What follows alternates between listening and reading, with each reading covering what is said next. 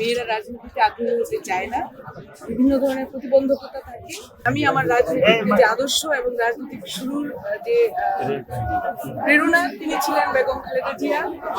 আজকের দিনে, আজকের আমার গুরুত্বপূর্ণ অর্জনের দিনে আমি আমার মা বেগম খালেদা জিয়া আমার রাজনৈতিক পরিবারের অংশ ছিল।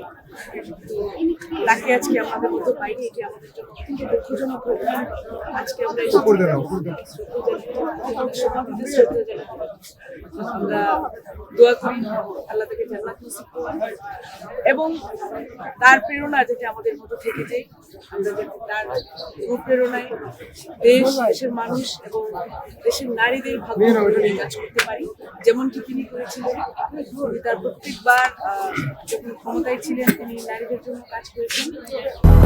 200-র বেশি সার্ভিস ও ফিচারে লেনদেনের সব বিকাশ অ্যাপে সম্ভব। নারীদের উন্নয়নে কাজ করেছেন, যার জন্য আমরা এই অবস্থানে আছি।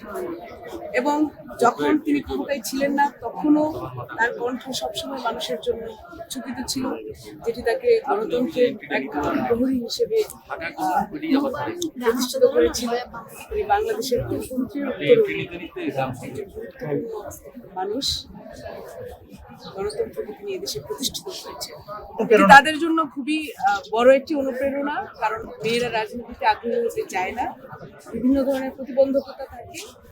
এই প্রতিবন্ধকতা থাকার পরে তারা যখন দেখলো যে কেউ মূল্যায়িত হচ্ছে, তাদের জন্য কিন্তু এটি একটি অনুপ্রেরণা কাজ করে যে আমরা হয়তো একটু মূল্যায়িত হব।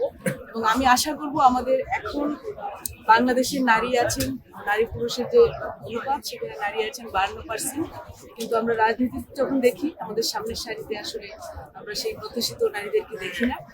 আশা করছি এবার সেটি বৃদ্ধি পাবে এবং নারীরা আগ্রহী হবেন রাজনীতি এই মূল্যায়নের মাধ্যমে।